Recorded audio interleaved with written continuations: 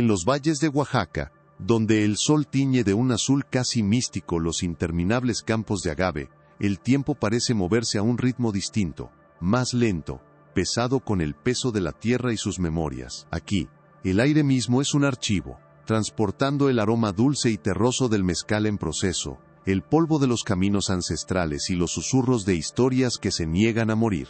Sobre una colina, dominando el paisaje como un centinela decrépito, se alzan los restos de la hacienda La Sombra Eterna. Sus muros de adobe, manchados por la humedad y el olvido, parecen absorber la luz del día, devolviendo solo una quietud sepulcral. Entre las familias que trabajan estas tierras, se cuenta una historia en voz baja, una advertencia para los niños que se aventuran demasiado lejos al anochecer. Hablan de los duendes de la cosecha, pequeños espíritus caprichosos y hambrientos que emergen de las sombras del maguey cuando la luna está oculta, buscando niños para llevárselos a las profundidades de la tierra. Es un cuento para asustar, una pieza de folclore local, pero como toda leyenda que perdura, sus raíces se hunden en una verdad mucho más oscura y aterradora que cualquier cuento de hadas, una verdad que el propio pueblo ha conspirado para transformar en mito. Para Sofía Reyes, etnohistoriadora de 30 años, esta leyenda no es solo un objeto de estudio académico, es el eco de una herida abierta en el corazón de su linaje. Cada año, regresa a su pueblo natal, y se detiene frente a una pequeña tumba sin nombre en el cementerio antiguo, marcada solo por una cruz de piedra erosionada. Allí, según la tradición familiar, debería descansar su bisabuela, una de las tantas niñas que a finales del siglo XIX, simplemente desapareció. La historia que le contaron fue siempre la misma, vaga y etérea. Fue una niña que se llevó el viento. Sofía, con su mente entrenada para diseccionar mitos y encontrar los huesos de la historia debajo, nunca aceptó esa explicación poética para una ausencia tan brutal. Su carrera entera, su obsesión por los registros parroquiales y las historias orales de la región, ha sido una búsqueda silenciosa y tenaz. No busca venganza, sino algo mucho más fundamental, un nombre para la tumba, una causa para el efecto, una verdad que pueda ocupar el espacio vacío que su bisabuela dejó en la historia de su familia, un vacío que se ha transmitido de generación en generación como una herencia de dolor silencioso. La historia que estás a punto de escuchar quedó enterrada por más de un siglo. Antes de desenterrar este secreto, di en los comentarios de qué ciudad nos acompañas. Y si eres un fascinado por misterios sombríos como este, asegúrate de que estás suscrito. El verdadero catalizador de la investigación de Sofía no llegó de un archivo polvoriento, ni del testimonio de un anciano, sino del silencio de la muerte. Tras el fallecimiento de su abuela, Sofía heredó las pocas posesiones que habían sobrevivido al paso del tiempo, entre ellas, un pesado baúl de madera de mezquite, con herrajes de hierro forjado oxidados por décadas de humedad. El día que finalmente lo abrió, el aire de la habitación se llenó con el aroma de la historia. A cedro, a tela guardada, a tiempo encapsulado. Con una delicadeza casi reverencial, sus manos exploraron el contenido. Viejos vestidos de manta, un rosario con cuentas de madera pulida por incontables oraciones, fotografías sepia de rostros solemnes que la miraban desde el otro lado de la vida.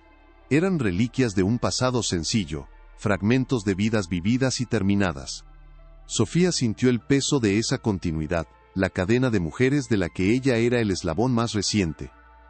Pero en el fondo del baúl, bajo una capa de ropa de bautizo amarillenta, sus dedos rozaron algo inesperado, algo pequeño, rígido y solitario. Lo que encontró fue un único zapato de niño. Era diminuto, confeccionado en un cuero oscuro y endurecido por el tiempo, con las costuras aún visibles a pesar del desgaste. Podría haber pertenecido a un niño de no más de 4 o 5 años. El tamaño del objeto, tan pequeño y frágil, contrastaba violentamente con la enormidad de las preguntas que instantáneamente comenzaron a formarse en la mente de Sofía. No había un par, solo uno. ¿Por qué guardarlo?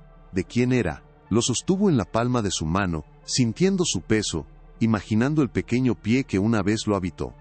Era una reliquia de una vida interrumpida, un eco tangible de una ausencia. Mientras lo examinaba con la meticulosidad de una arqueóloga, notó que una parte de la delgada suela de cuero estaba ligeramente despegada. como si el tiempo o un secreto hubieran intentado abrirse paso. Un impulso, una mezcla de curiosidad académica y una premonición que le erizó la piel, la llevó a forzar suavemente la capa de cuero. Allí, en el hueco oculto entre las capas de la suela, yacía un pequeño trozo de papel, doblado con una precisión desesperada hasta alcanzar el tamaño de una uña. El papel era quebradizo, casi translúcido por la edad, y Sofía sintió que el aire se escapaba de sus pulmones mientras lo desdoblaba con el mayor cuidado, usando la punta de una aguja. La caligrafía era temblorosa, escrita con una tinta que se había desvanecido a un marrón pálido, pero las palabras eran inconfundibles. Eran pocas, pero cada una caía como una piedra en el pozo silencioso de la historia familiar. El mensaje de su tatarabuela, escrito en el umbral de una tragedia, era una confesión y una sentencia. Decía: Don Eladio nos dio tierra. La tierra pidió un pago. Que Dios perdone nuestro silencio. De repente, el folclor de los duendes se disipó, reemplazado por un terror muy humano. El nombre, Don Eladio Valdivia, el patriarca de la sombra eterna, resonó en su mente, no como un benefactor, sino como una sombra ominosa, y las últimas palabras, que Dios perdone nuestro silencio, transformaron la historia de una niña perdida en la sospecha de un pacto macabro, un secreto comprado con tierra y sellado con la vida de un niño. El zapato en su mano ya no era una reliquia, era la primera pieza de un rompecabezas aterrador. La nota en su mano, frágil como el ala de una polilla, se sentía más pesada que una lápida. El nombre, Don Eladio Valdivia, resonaba en el silencio de la habitación, no como el de un benefactor histórico, sino como el eco de una sentencia. Sofía sintió como el suelo bajo sus pies se transformaba, dejando de ser la base sólida de su herencia, para convertirse en la delgada costra de un sepulcro colectivo. La leyenda de los duendes de la cosecha, aquel cuento tejido con el hilo del miedo y la superstición, se deshizo ante sus ojos, revelando la urdimbre de una conspiración humana, una verdad mucho más aterradora que cualquier espíritu del campo. El silencio de sus antepasados ya no era una marca de respeto o de olvido, era una cicatriz, la prueba de una herida tan profunda que la comunidad entera había preferido inventar monstruos antes que señalar al hombre que caminaba entre ellos. El pequeño zapato en su otra mano dejó de ser una reliquia familiar para convertirse en una pieza de evidencia. El primer eslabón de una cadena de horrores que había permanecido oculta bajo la tierra fértil de Oaxaca por más de un siglo, esperando a que alguien con el valor suficiente tirara de ella. El primer impulso de Sofía, casi un instinto forjado por años de disciplina académica, la llevó lejos del sol y del aroma a agave, hacia la penumbra sagrada de la parroquia de San Juan Bautista. La iglesia, una construcción de cantera verde y piedra maciza que había visto pasar generaciones, se erguía en el centro del pueblo como un guardián silencioso de todos sus secretos. Al empujar las pesadas puertas de madera, el aire del exterior, vibrante y lleno de vida, fue reemplazado por una quietud densa y fría, un ambiente cargado con el aroma a cera de abeja, incienso antiguo y el polvo de los siglos acumulado en los rincones oscuros. Se movió por la nave principal, sus pasos resonando sobre las baldosas gastadas, sintiendo las miradas vacías de los santos tallados en madera que la observaban desde sus nichos dorados.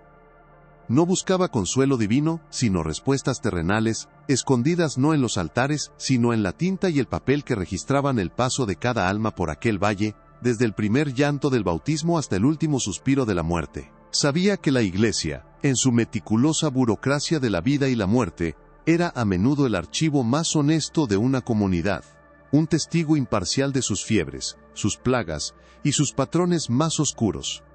El párroco actual, un hombre anciano de manos temblorosas y una mirada que parecía perdida en recuerdos lejanos, la condujo con renuencia a una pequeña sacristía lateral que servía de archivo. La habitación era un claustro de papel, con estanterías de madera oscura que se doblaban bajo el peso de enormes libros encuadernados en cuero, sus lomos agrietados como la tierra en tiempos de sequía. El aire era espeso, con un olor a humedad y a descomposición lenta, el perfume inconfundible del tiempo devorando la memoria. Una única ventana alta, cubierta por una gruesa capa de polvo, dejaba pasar un solitario haz de luz que iluminaba un torbellino perpetuo de partículas flotantes. Como si los fantasmas de las historias contenidas en aquellos libros danzaran en el aire. Sofía sintió una mezcla de reverencia y urgencia. Con un cuidado casi quirúrgico, solicitó los registros de bautismos y defunciones correspondientes al periodo entre 1895 y 1900, los años en que la influencia de don Eladio Valdivia estaba en su apogeo, y en los que la historia de su bisabuela se había desvanecido en el viento. El sacerdote la dejó sola, cerrando la puerta tras de sí, y sumergiéndola en un silencio que solo era roto por el crujido de la madera y el latido acelerado de su propio corazón. Las primeras horas de su búsqueda fueron un ejercicio de paciencia y frustración. Las páginas de los libros, quebradizas y amarillentas, se sentían como piel seca bajo sus dedos. La caligrafía de los sacerdotes de antaño, elegante pero a menudo indescifrable, fluía en un torrente de nombres, fechas y causas de muerte que parecían no tener conexión alguna. Leyó sobre ancianos que se apagaban pacíficamente, sobre hombres que sucumbían a accidentes en el campo, sobre mujeres que no sobrevivían al parto. Era el ritmo normal y trágico de la vida rural de finales del siglo XIX. Una parte de ella, la académica, registraba los datos con metódica frialdad, pero otra parte, la descendiente de una niña perdida, sentía cómo la esperanza se desvanecía con cada página que pasaba. Su mente comenzó a cuestionarse, ¿y si la nota era solo el delirio de una mujer afligida? ¿Y si estaba persiguiendo una sombra, tratando de imponer un patrón en el caos aleatorio de la existencia? El peso del silencio en la habitación parecía burlarse de su esfuerzo, recordándole cuántas historias como la suya se habían perdido para siempre en el olvido, sin dejar más rastro que un nombre en un libro polvoriento. Fue entonces cuando sus ojos comenzaban a arder por el esfuerzo y la duda empezaba a carcomer su determinación, que lo vio. Un nombre, el de un niño de 5 años, seguido por la causa de muerte, fiebre repentina. Una tragedia común, sin duda, pero unas páginas más adelante, encontró otro, una niña de 6 años. Causa de muerte, caída accidental cerca del río. Y luego, otro, y otro más. Lentamente, como si emergiera de una niebla, un patrón comenzó a tomar forma. Los nombres eran diferentes, pero las familias compartían un denominador común. Todos eran trabajadores de la hacienda La Sombra Eterna. Sofía sintió una descarga eléctrica recorrer su espalda. Sacó su cuaderno y comenzó a trazar una línea de tiempo, anotando cada muerte infantil con una precisión febril. El patrón no estaba solo en el origen de las familias, sino en el calendario. Las muertes se agrupaban de manera antinatural en periodos específicos. Picos de mortalidad infantil que coincidían, con una regularidad escalofriante, justo antes de las temporadas de cosecha del agave. Los momentos en que la hacienda de don Eladio reportaba rendimientos milagrosos que desafiaban las sequías que asolaban a sus vecinos. La coincidencia era demasiado perfecta, demasiado siniestra para ser obra del azar. El aire pareció escaparse de sus pulmones. Tuvo que apoyar una mano en la mesa para estabilizarse, releyendo la lista de nombres que había compilado. Eran 12. 12 niños menores de 8 años en un lapso de 5 años. 12 pequeñas vidas registradas con la pluma burocrática de un sacerdote que, sin saberlo, estaba documentando los ecos de una atrocidad. Las palabras fiebre y accidente ya no parecían diagnósticos médicos, sino eufemismos, una capa de normalidad pintada sobre un horror inconfesable. La nota de su tatarabuela resonó en su mente con una claridad aterradora. La tierra pidió un pago. Sofía ahora comprendía. No era una metáfora poética. Era literal. Cada cosecha abundante, cada barril de mezcal que cimentaba la fortuna de don Eladio, había sido fertilizado con algo más que agua y sol. El archivo de la iglesia, un lugar de memoria sagrada, se había transformado ante sus ojos en el libro de contabilidad de un culto macabro, y ella, sin quererlo, se había convertido en su auditora. La búsqueda de su bisabuela se había expandido, convirtiéndose en la búsqueda de todos los niños cuyo silencio había comprado la prosperidad del valle.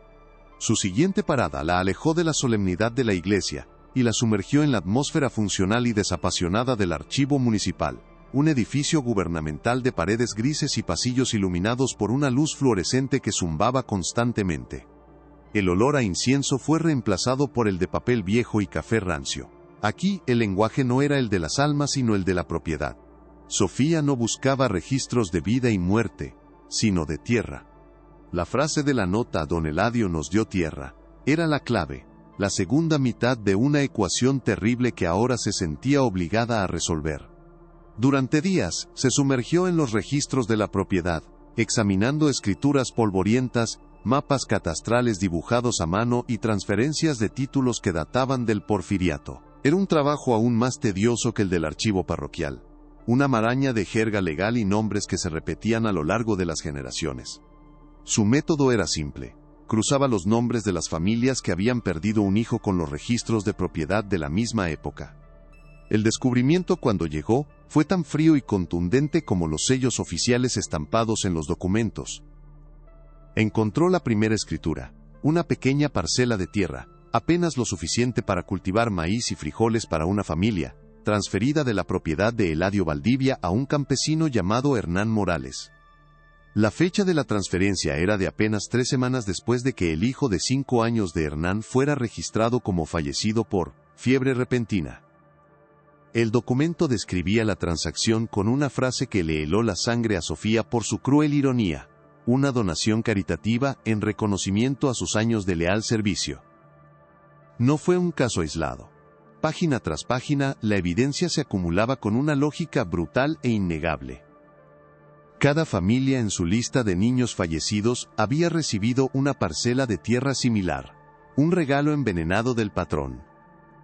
El silencio no solo se había impuesto por el miedo, había sido comprado. Don Eladio no era simplemente un monstruo, era un estratega brillante y perverso que entendía la desesperación de su gente. Les ofrecía un pacto fáustico, un futuro para los hijos que les quedaban a cambio del sacrificio de uno y del olvido colectivo. Sofía se recostó en la silla de madera, sintiendo el peso abrumador de la verdad. El pacto del pueblo era real. Sus propios antepasados, los padres de su bisabuela, habían aceptado la tierra. La tumba sin nombre en el cementerio no era solo el símbolo de una pérdida, sino también el de una transacción vergonzosa, un secreto que su familia había ayudado a enterrar. La compasión luchaba con el horror en su interior. ¿Podía culparlos? A campesinos analfabetos, viviendo al borde de la inanición, enfrentados a un hombre que ostentaba el poder de la vida y la muerte sobre ellos. La leyenda de los duendes de la cosecha adquirió un nuevo y trágico significado. No era solo una forma de procesar el trauma, era una coartada. Era más fácil para la conciencia colectiva culpar a espíritus caprichosos de la tierra que admitir que habían vendido a sus hijos al dueño de esa misma tierra. La comunidad entera se había convertido en cómplice, tejiendo un velo de folclor para ocultar su propia participación en el horror. La sombra eterna no era solo el nombre de una hacienda, era el estado moral en el que el pueblo había vivido durante más de un siglo. Mientras revisaba una de las escrituras, un detalle casi insignificante captó su atención. Junto a la imponente firma de don Eladio Valdivia y la torpe marca en forma de cruz del campesino que recibía la tierra, había una tercera firma, clara y legible, la de un testigo, Mateo Vargas, capataz. El nombre apareció una y otra vez en los documentos, un hilo conductor que conectaba todas las transacciones. Un capataz. Alguien que no solo sabía, sino que debía haber estado involucrado en la logística del horror. Un hombre de confianza de don Eladio, el puente entre el patrón y los trabajadores. Este era un nuevo camino, una pista que se desviaba de los documentos impersonales y se adentraba en el terreno de la memoria humana. Si algún relato de primera mano había sobrevivido, estaría ligado a ese nombre. La investigación de Sofía dio un giro. Ya no se trataba solo de descifrar el pasado a través de la tinta desvaída, sino de encontrar la voz de un testigo, aunque fuera un eco transmitido a través de sus descendientes. La búsqueda de los descendientes de Mateo Vargas la llevó por los caminos polvorientos y las veredas que serpenteaban entre los campos de agave. Fue un proceso lento, basado en conversaciones con los ancianos del pueblo, quienes guardaban en sus mentes los árboles genealógicos no escritos de la región. El nombre de Vargas era común, pero el recuerdo del capataz de la sombra eterna persistía, envuelto en un aura de temor y respeto. Finalmente, tras semanas de preguntas cautelosas, la dirigieron a una pequeña casa de adobe en las afueras del pueblo, donde vivía Javier Vargas, el bisnieto del capataz. Javier era un hombre de 80 años, con la piel curtida por el sol y unos ojos que habían visto demasiado. Al principio, se mostró desconfiado, cerrado, encarnando el pacto de silencio que Sofía intentaba romper. Habló de su bisabuelo como un hombre duro pero justo, atormentado por pesadillas en su vejez, un hombre que prohibió a sus hijos acercarse a la hacienda. Sofía no lo presionó, en cambio le habló de su propia búsqueda, de la tumba sin nombre y del zapato de niño. Le mostró la nota, vio cómo la coraza del anciano se resquebrajaba, reemplazada por el reconocimiento de un dolor compartido. Javier la escuchó en silencio durante un largo rato, su mirada fija en un punto lejano más allá de la pared de adobe. Luego, sin decir una palabra, se levantó y caminó hacia un viejo arcón de madera en un rincón de la habitación. De su interior, extrajo un pequeño libro encuadernado en cuero, tan desgastado que los bordes se habían deshecho. El aire se llenó con el olor a papel viejo y a un secreto guardado durante demasiado tiempo. Era el diario de Mateo Vargas. Javier lo sostuvo en sus manos como si quemara, antes de extendérselo a Sofía. Su voz, cuando finalmente habló, fue un susurro ronco, cargado con el peso de 4 generaciones. Mi padre me dijo que mi abuelo lo escribió para no volverse loco, para que la verdad no le pudriera el alma. Me dijo que nunca lo leyera, que era veneno, pero creo que este veneno ha estado en nuestra sangre por mucho tiempo. Quizás ya es hora de encontrar el antídoto. El diario en las manos de Sofía se sentía como el corazón oscuro de toda la historia. Un artefacto que prometía no solo respuestas, sino la confesión directa desde el epicentro del horror. Esa noche, bajo la luz de una lámpara de aceite que proyectaba sombras danzantes en las paredes de la antigua casa de su abuela, Sofía abrió el diario. La caligrafía de Mateo Vargas era apretada, casi claustrofóbica, como si las palabras lucharan por no salir al papel. Las primeras páginas eran mundanas, un registro de las lluvias, la salud del agave, las disputas entre los trabajadores. Creaban una fachada de normalidad que hacía que el inminente descenso a la locura fuera aún más discordante. Sofía leía con el corazón en un puño, esperando el momento en que la máscara cayera. Y entonces, sucedió. La prosa cambió. Se volvió febril, críptica. Una entrada de septiembre de 1897 decía: la luna se tiñó de rojo esta noche. El patrón dice que la tierra tiene sed. Una sed que el agua no puede calmar. Es la misma sed que veo en sus ojos. Sofía sintió un escalofrío recorrer L.A. El lenguaje poético y ominoso era el velo que Mateo usaba para describir lo indescriptible, para registrar el horror sin tener que nombrarlo directamente. Continuó leyendo, pasando las páginas con dedos temblorosos. Las entradas se volvieron más explícitas, más desesperadas. Hoy me ordenó observar a los corderos, no los del corral, sino los que corren descalzos por el pueblo. Debo elegir el más sano, el de la risa más clara. El patrón dice que es un honor para la familia, un sacrificio necesario para que los demás coman. Pero cuando los veo jugar, solo veo a un carnicero eligiendo su mercancía, y ese carnicero soy yo. Que Dios me perdone. Sofía tuvo que detenerse, el aire se le atascó en la garganta. El diario no era solo un testimonio, era una confesión, era el monólogo interno de un hombre atrapado. Un cómplice torturado por su propia participación. El horror ya no era una estadística en un registro parroquial o una transacción en una escritura. Tenía una voz, la voz de un hombre que había sido los ojos y las manos de don Eladio Valdivia en su cosecha más macabra. El diario detallaba las noches de luna roja, las ceremonias secretas en la capilla abandonada de la hacienda. Mateo nunca usaba los nombres de los niños. Los llamaba la pequeña flor, el lucero de la mañana, el gorrión. Era su manera de distanciarse, de preservar un fragmento de su humanidad mientras cumplía órdenes inhumanas. Describía cómo los niños eran apartados de sus familias con promesas de dulces o juegos, cómo eran llevados a la hacienda en medio de la noche. Hablaba de las ofrendas a la tierra sedienta, de rituales que mezclaban oraciones católicas con cánticos en una lengua antigua que no entendía. El diario era un mapa del infierno, y Sofía lo estaba recorriendo, guiada por la mano temblorosa de un hombre muerto hacía mucho tiempo.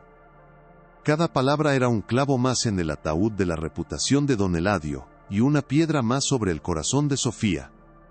Y entonces, en una de las últimas entradas de la sección que leía, encontró la clave que conectaba el rastro de papel con un lugar físico.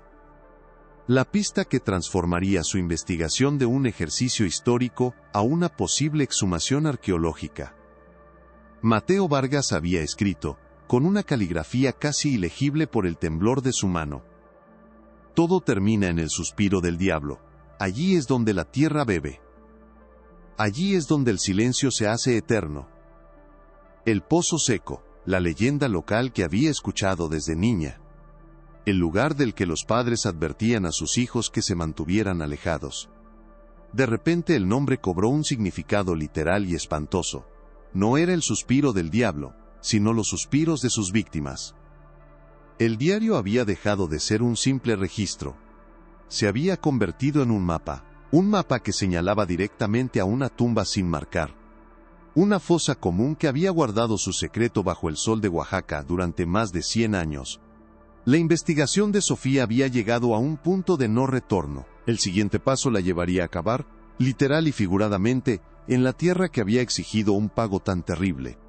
El diario de Mateo Vargas se sentía en sus manos no como papel y cuero, sino como un objeto maldito, un relicario que contenía el alma torturada de un hombre y los últimos suspiros de una docena de niños. La frase, todo termina en el suspiro del diablo, resonaba en su mente, no como una entrada de un diario, sino como una dirección, una coordenada geográfica trazada en el mapa del infierno personal de un hombre. El nombre, que en su infancia había sido un susurro para asustar a los niños y mantenerlos cerca de casa, ahora se despojaba de su velo folclórico para revelar su verdadero y macabro propósito. Sofía sintió una certeza helada recorrer su espina dorsal, la clase de certeza que precede a las revelaciones más terribles. Sabía, con una convicción que trascendía la lógica académica, que no estaba simplemente leyendo sobre un lugar, sino que estaba siendo guiada hacia una tumba. La investigación había cruzado un umbral invisible. Ya no se trataba de desempolvar documentos en archivos silenciosos.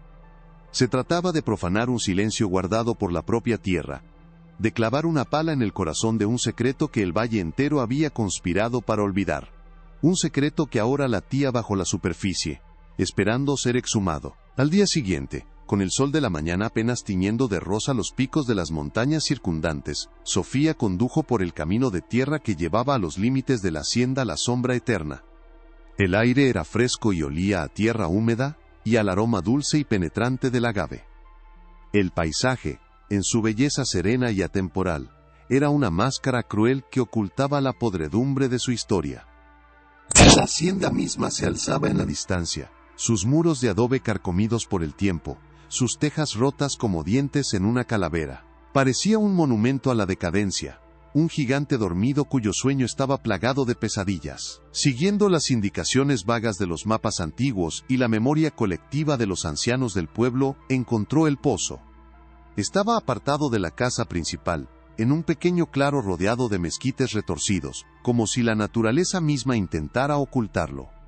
La estructura de piedra que lo rodeaba estaba resquebrajada y cubierta de musgo seco, y la abertura oscura parecía un ojo vacío que miraba al cielo. Un portal a las entrañas silenciosas de la tierra. Se asomó, pero solo vio oscuridad y sintió una ráfaga de aire frío y estancado que olía a polvo, a descomposición y a algo más, algo indefinible que le erizó la piel. Era el aliento de un lugar donde las cosas no morían, sino que simplemente dejaban de gritar. Obtener el permiso para excavar fue una batalla de sutilezas y mentiras piadosas. Los descendientes actuales de la familia Valdivia, una rama lejana que vivía en la ciudad y mantenía la hacienda más como una reliquia fiscal que como un hogar, se mostraron escépticos y desinteresados. Sofía tuvo que invocar todo su prestigio académico, presentando su solicitud no como la búsqueda de una fosa común, sino como un proyecto arqueológico legítimo para estudiar los sistemas de pozos y las técnicas de gestión del agua de la era del Porfiriato en la región. Habló de estratigrafía, de análisis de sedimentos, de la importancia de preservar el patrimonio histórico. Cada palabra académica se sentía como una traición, una capa de barniz científico sobre una herida supurante.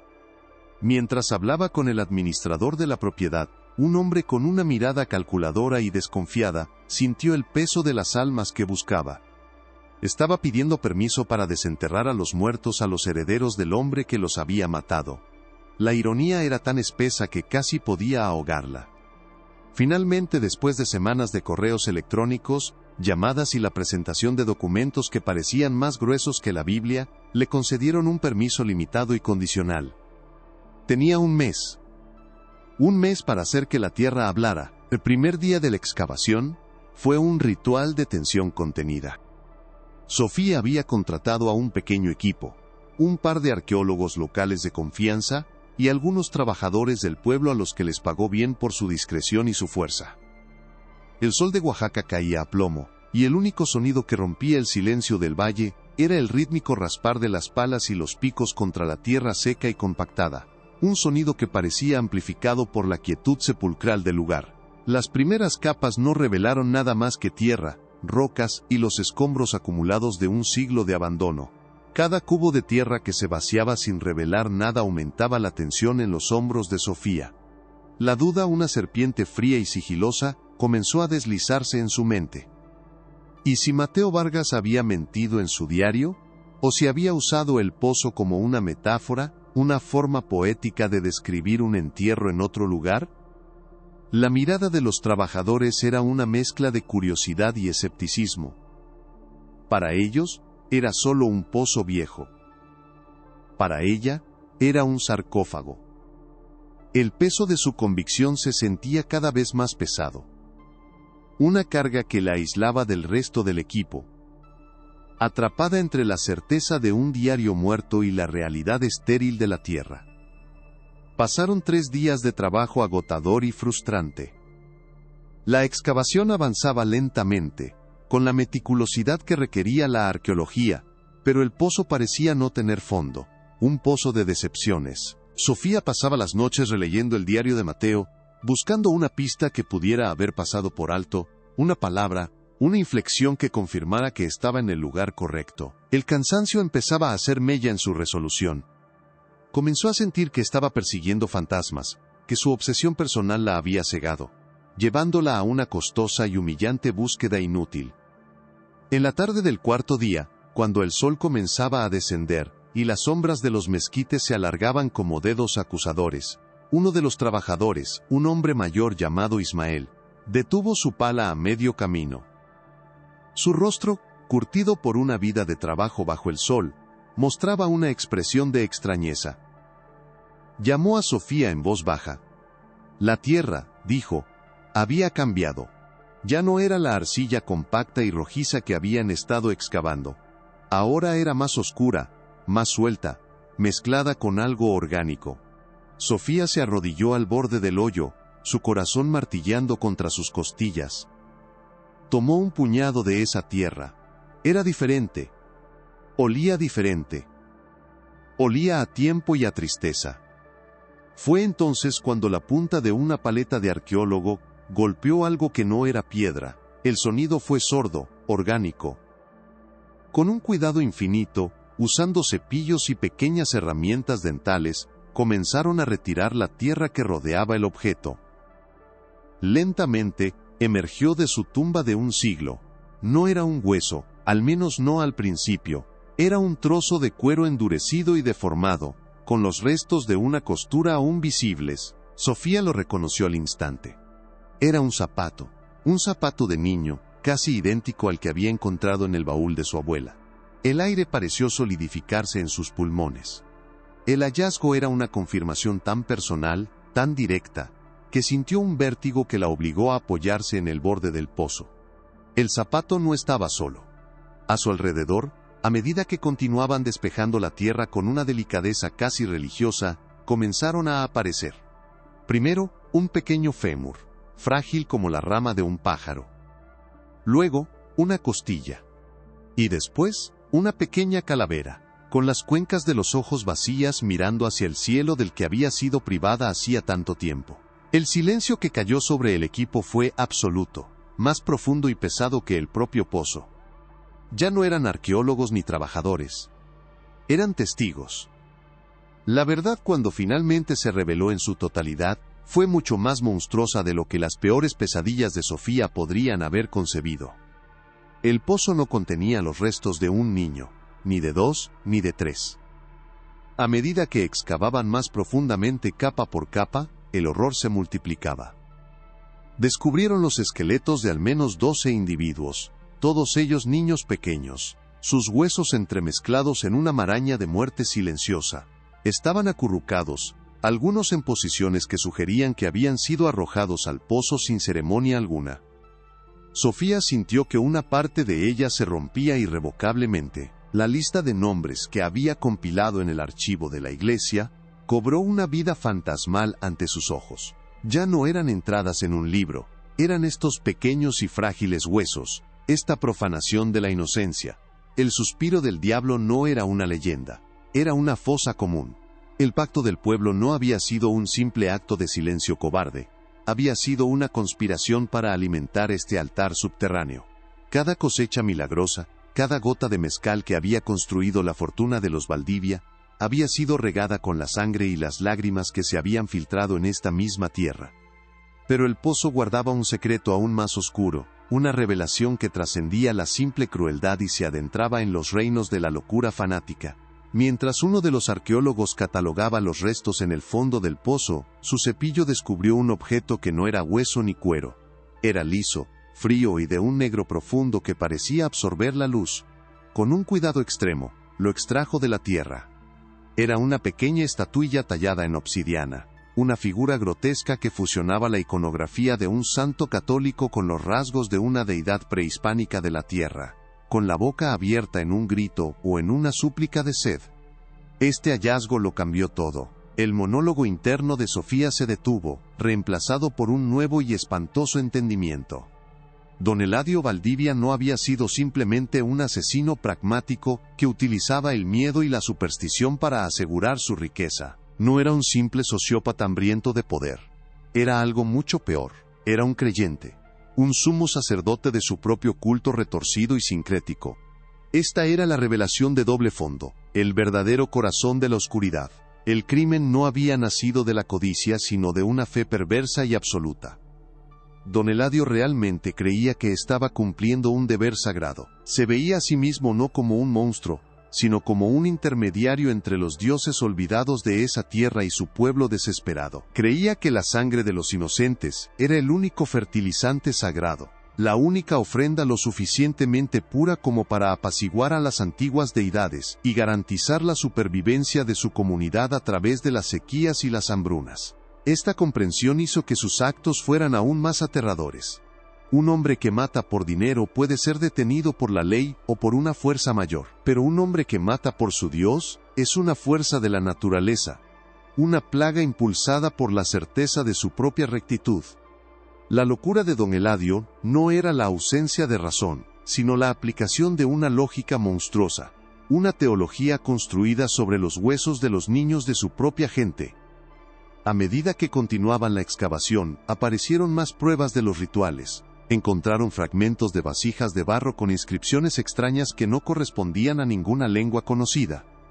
Una mezcla de símbolos latinos y glifos zapotecas. Hallaron los restos de hierbas quemadas, probablemente utilizadas como incienso en las ceremonias, y pequeños cuchillos de obsidiana, idénticos a los utilizados en los sacrificios precolombinos. El pozo no era solo una tumba, había sido un templo, un lugar de culto donde se había practicado una religión de pesadilla. Sofía tomó el diario de Mateo Vargas, sus manos manchadas con el polvo de la tumba, y releyó las entradas sobre las noches de luna roja y las ofrendas a la tierra sedienta. Las palabras crípticas y aterradas del capataz ahora tenían un contexto arqueológico. Podía casi ver la escena. Don Eladio, vestido con una mezcla de atuendo de hacendado y vestiduras sacerdotales, presidiendo la ceremonia bajo la luna, su voz resonando en la noche mientras recitaba sus oraciones blasfemas, con Mateo Vargas a su lado, atrapado entre su lealtad y su horror, observando cómo el futuro del valle se compraba con la vida de un niño. Entre los restos, cerca del fondo del pozo, encontraron el esqueleto más pequeño de todos. Junto a su diminuta caja torácica, parcialmente protegida por la tierra, había un objeto pequeño y circular, cubierto por una pátina verdosa de óxido. Sofía lo recogió con unas pinzas, su aliento contenido. Con un cepillo suave, retiró cuidadosamente la tierra. Era un pequeño botón de metal, decorado con el grabado de una flor simple. Un torrente de reconocimiento helado la atravesó. Recordó una vieja carta que había leído, una de las pocas posesiones que quedaban de su tatarabuela, en la que describía el vestido favorito de su hija desaparecida. Un vestido que ella misma había cosido, adornado con una fila de pequeños botones de flores que había comprado a un vendedor ambulante. El aire abandonó sus pulmones en un sollozo ahogado. Había encontrado a su bisabuela. Había cumplido la promesa silenciosa que se había hecho a sí misma frente a aquella tumba sin nombre. Pero la victoria se sentía como ceniza en su boca. Le había dado un nombre a los huesos, pero al hacerlo había desenterrado una verdad tan monstruosa que amenazaba con devorar la identidad misma de su pueblo. El sol se ponía sobre los campos de agave, tiñendo el cielo de tonos anaranjados y púrpuras, una belleza indiferente al horror que yacía expuesto a sus pies. Sofía se quedó de pie junto al borde del pozo, observando los pequeños bultos blancos cubiertos con sábanas que ahora contenían los restos de los niños. Tenía todas las piezas.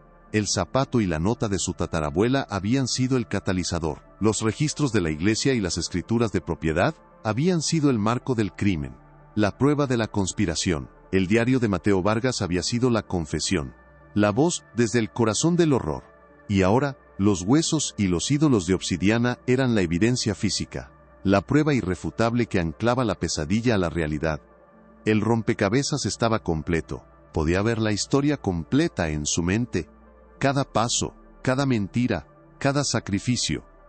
La leyenda de los duendes de la cosecha se había disuelto para siempre, reemplazada por la imagen de un hombre que se creía un dios y un pueblo que, por miedo y desesperación, le había permitido serlo. El pacto de silencio estaba a punto de romperse, y ella sería la que empuñara el martillo. ¿Cuál parte de esta revelación sombría más te chocó? Deja tu reacción en los comentarios. La noche cayó sobre la hacienda, pero para Sofía, la oscuridad más profunda no estaba en el cielo, sino en el conocimiento que ahora poseía. Se sentó en la tierra, con el diario de Mateo en su regazo, y el pequeño botón de flor en la palma de su mano. El viento susurraba a través de los agaves, un sonido que ya no le parecía pacífico, sino lleno de los lamentos silenciosos de los niños perdidos. Había comenzado su búsqueda para encontrar a una niña, su bisabuela, y en el proceso, había encontrado a toda una generación perdida, sacrificada en el altar de la supervivencia y la fe retorcida. La investigación había terminado, pero su trabajo apenas comenzaba. Ahora venía la parte más difícil, contar la historia. Tenía que enfrentar a los descendientes de Valdivia, a los ancianos del pueblo que aún guardaban los vestigios del pacto, y a su propia familia, cuya historia estaba ahora irrevocablemente manchada por la complicidad. La verdad que había desenterrado era un veneno, como había dicho Javier Vargas, pero también era el único antídoto posible. El silencio había permitido que el mal floreciera en la oscuridad durante más de un siglo. Ahora, era el momento de exponerlo a la luz, sin importar cuán doloroso o cegador fuera el resplandor. Miró una última vez hacia el pozo, ahora una herida abierta en la tierra bajo la luz de las estrellas. El escenario estaba listo para el confronto final con la verdad. Tenía las pruebas, tenía la historia, tenía los nombres.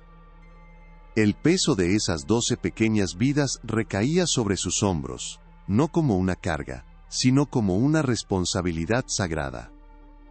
No podía devolverles la vida, pero podía devolverles su historia. Podía reemplazar la leyenda de los duendes con la verdad de su sacrificio.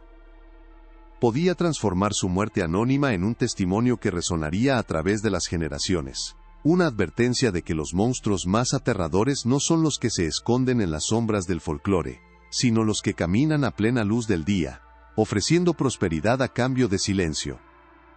El aire de la noche era frío, pero Sofía sentía un fuego ardiendo en su interior, la llama de una justicia que había tardado más de 100 años en llegar.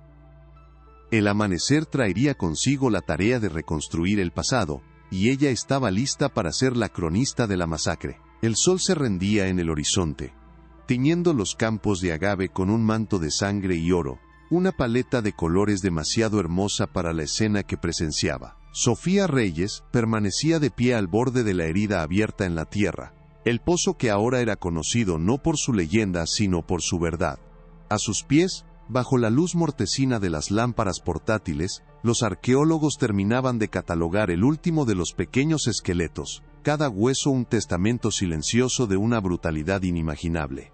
El aire era frío, cargado con el olor a tierra removida y a un vacío que un siglo de silencio no había podido llenar. En sus manos, el diario de Mateo Vargas y el pequeño botón de flor se sentían como los dos polos de una misma historia, la confesión del cómplice y la prueba de la víctima.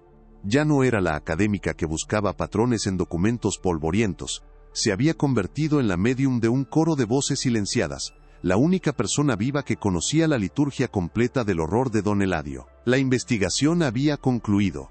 Ahora, con el peso de 12 almas sobre sus hombros, comenzaba la tarea de la reconstrucción, de pintar con palabras la escena que los huesos solo podían insinuar, de devolverle al suspiro del diablo los gritos que la tierra se había tragado. La historia, tal como la revelaban los huesos y la tinta del capataz, comenzaba no con violencia, sino con una observación fría y metódica. La pluma de Mateo Vargas temblaba en las páginas de su diario, al describir cómo don Eladio, en los meses previos a la cosecha, lo llamaba a su estudio.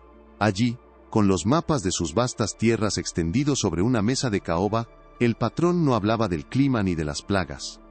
Hablaba de la sed de la tierra. Le ordenaba a Mateo que caminara por el pueblo, que observara a las familias de sus trabajadores, no con los ojos de un supervisor, sino con los de un sacerdote buscando un sacrificio. Debía identificar a los niños más sanos, los de la risa más fuerte, los que tenían la luz más brillante en los ojos.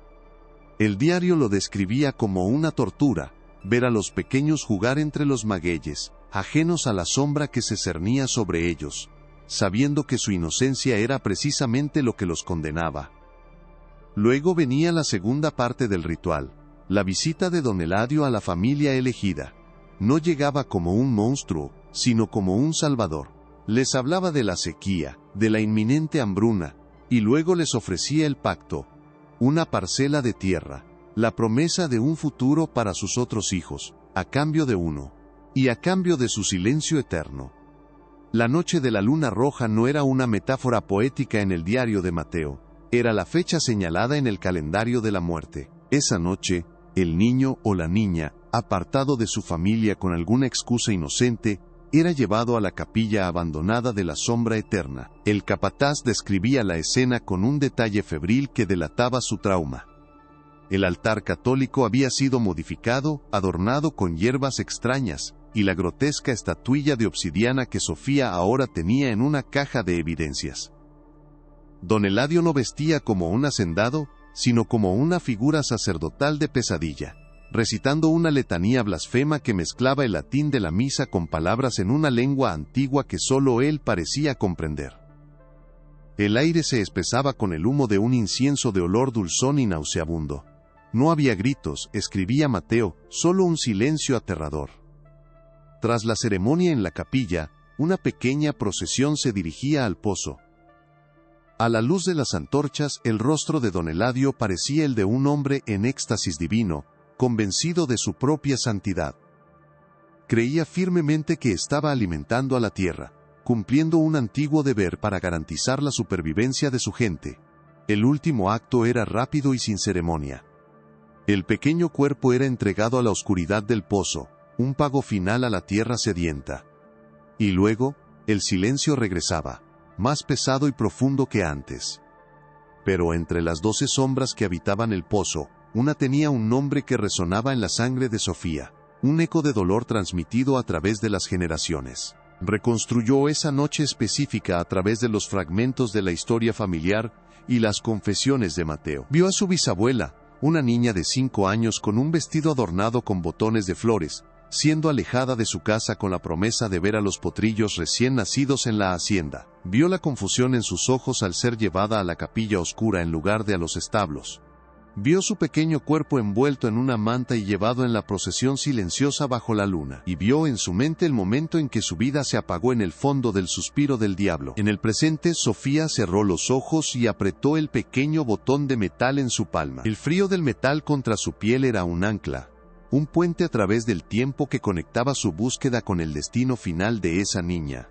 Había encontrado la tumba, le había devuelto su nombre. La niña que se llevó el viento no había sido una víctima etérea del folclore, había sido una víctima tangible de la fe de un monstruo y del silencio de un pueblo. La herida abierta en su linaje finalmente tenía una explicación, una verdad tan afilada y dolorosa como un cuchillo de obsidiana. La exhumación de la verdad fue tan brutal como la de los huesos. Cuando la historia salió a la luz, respaldada por las pruebas irrefutables que Sofía presentó, una onda de choque sacudió el valle.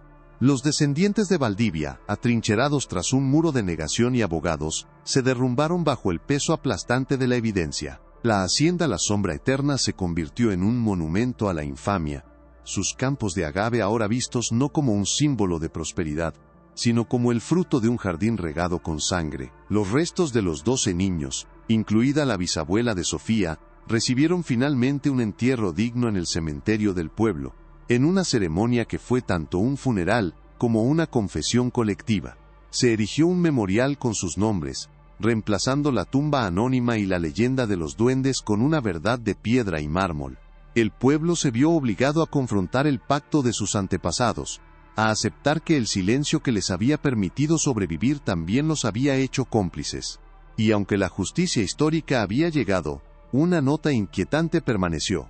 Un susurro en las cantinas y los mercados. El mezcal de la región, famoso en todo el mundo por su calidad, todavía era alabado por los catadores por sus complejas y distintivas notas terrosas. Un sabor que ahora, para quienes conocían la historia, estaría por siempre manchado por el sabor del olvido. La búsqueda de la verdad a menudo nos lleva a lugares oscuros, a tumbas que nunca debieron ser abiertas, pero a veces, el silencio es un veneno más lento y corrosivo que la propia verdad. La historia de La Sombra Eterna nos deja con una pregunta que resuena mucho después de que la tierra ha sido devuelta a su lugar. Cuando una comunidad entera, acorralada por la desesperación, elige el silencio para sobrevivir, ¿quién es realmente el monstruo? ¿El que empuña el cuchillo en nombre de un dios sediento? ¿O los que miran hacia otro lado, aceptando el regalo de la cosecha, mientras fingen no oír los susurros que emanan de las profundidades de la tierra? La respuesta quizás yace enterrada con los secretos que cada uno de nosotros decide guardar. Si la búsqueda de la verdad en este caso te atrapó hasta el final, demuestra tu apoyo dando un me gusta al video y compartiéndolo con alguien que también adore un buen misterio. Y para no perderte ninguna de nuestras futuras investigaciones en archivos olvidados, suscríbete y activa la campana.